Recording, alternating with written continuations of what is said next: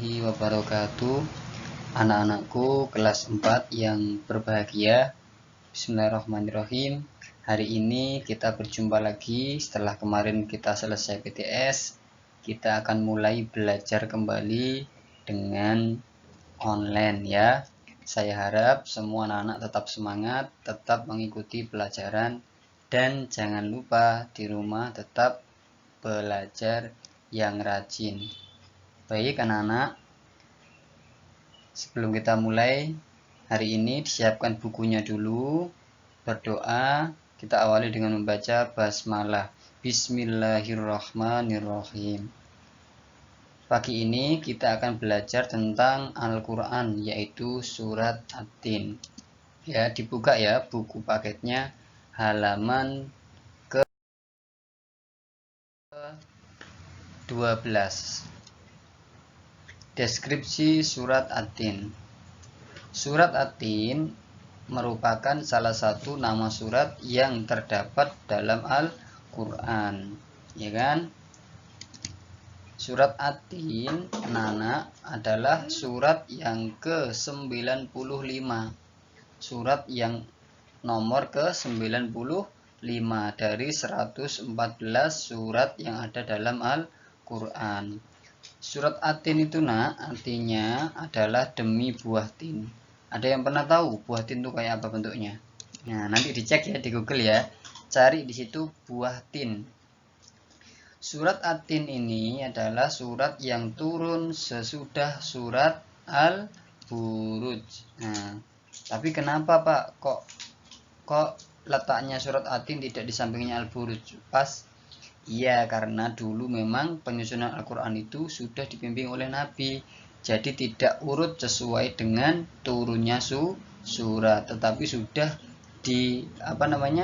diatur oleh Nabi sedemikian rupa sesuai dengan perintah Allah. Walaupun tempatnya agak jauh, tapi tidak masalah karena turunnya At-Tin tetap setelah surat Al-Buruj. Anak-anak, nomor 4. Surat At-Tin merupakan golongan surat Makkiyah. Masih ingat kan apa itu Makkiyah? Makkiyah itu adalah surat yang turun kepada Nabi Muhammad sebelum Nabi hijrah ke Madinah. Ingat ya? Ya, baik. Selanjutnya,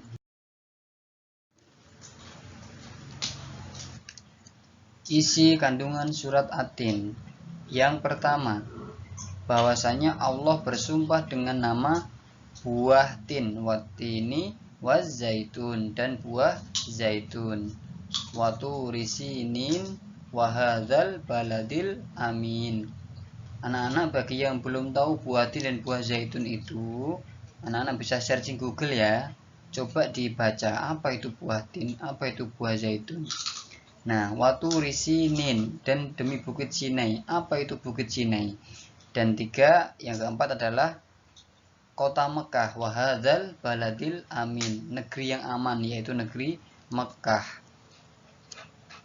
Kandungan yang kedua adalah Allah menciptakan manusia dengan sebaik-baiknya, dengan keadaan yang paling sempurna, tidak ada yang kurang sedikit pun. Itu ya, sempurna fisiknya, dipandang menyenangkan, tidak ada yang kurang, ya kan? Coba kalau kita senyum, siapa yang senang? Orang lain juga senang kan lihat kita. Jadi Allah itu menciptakan kita dengan sebaik-baiknya. Bentuknya sempurna, fisiknya tegak sempurna. Tidak ada yang jelek, semuanya indah jika dipandang. Selanjutnya, nomor 3, Allah menjelaskan bahwasanya orang-orang yang selamat itu dan orang yang beruntung adalah orang-orang yang beriman kepada Allah dan orang yang beramal soleh. Beramal soleh itu apa Pak? Yaitu banyak-banyak mengerjakan amal kebaikan. Apa pahalanya orang yang beramal soleh?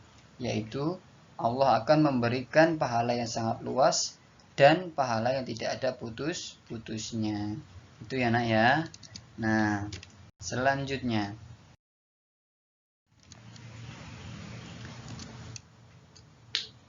mengapa sih Pak kok Allah itu kok nyebut nama buah tin?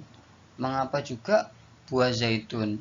Mengapa juga disebut Bukit Sinai? Apa maksudnya Allah kok kayak gitu? Nih, dengarkan baik-baik. Alasan yang pertama adalah agar kita memperhatikan ciptaan Allah tersebut, memikirkannya, meneliti, dan mencari tahu. Kalau Allah udah bilang, watini, demi buah tin, wazaitun, dan demi buah zaitun, kita mencari apa sih kandungannya buah tin dan buah zaitun itu sampai Allah itu mengabadikan dalam Al-Quran. Nah, itu tujuannya. Nah, nanti bisa diteliti. Kalau ada yang dia ilmuwan, dia dokter, dia bisa meneliti buah tin dan buah zaitun. Ternyata memang buah itu memiliki banyak sekali keistimewaan yang tidak ada pada buah yang lain. Ini lihat pada ini yang dilingkar sama Pak Sul ini.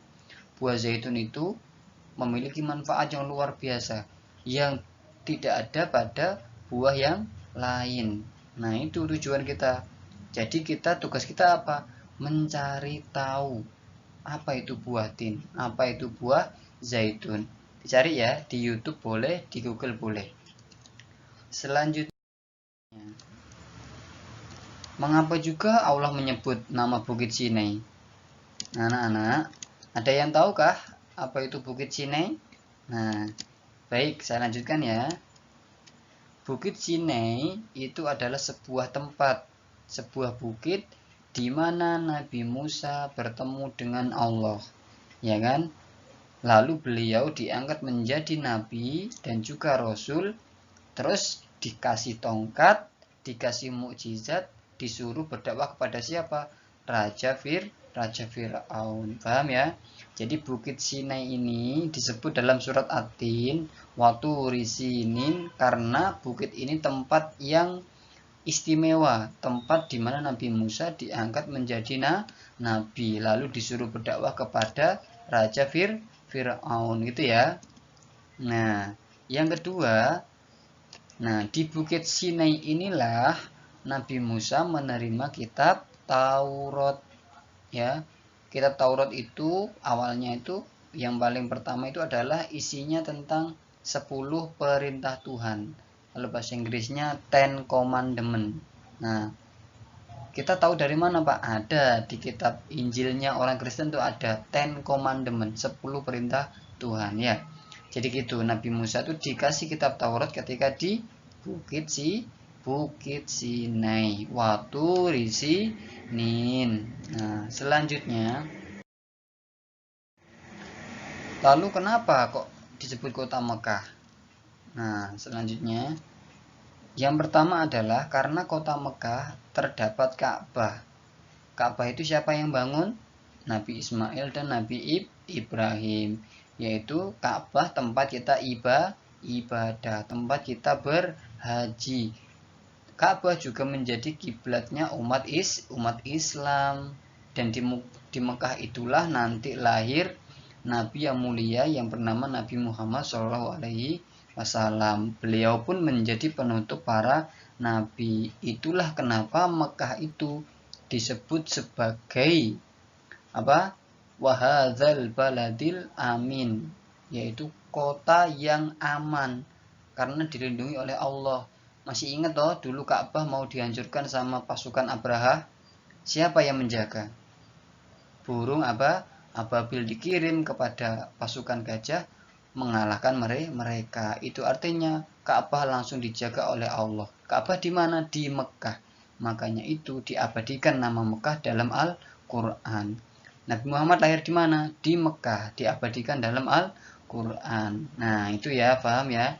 Jadi 4 sumpah itu, yang pertama buah tin, buah zaitun, Bukit Sinai, dan juga kota Mekah itu tempat istimewa di muka bumi ya. Dipelajari ya nak ya, dicari tahu lagi. Nah, itulah beberapa hikmah yang bisa kita ambil dari tempat-tempat yang Allah sebutkan dalam Al-Quran. Ingat, ini pesannya Pak Sul.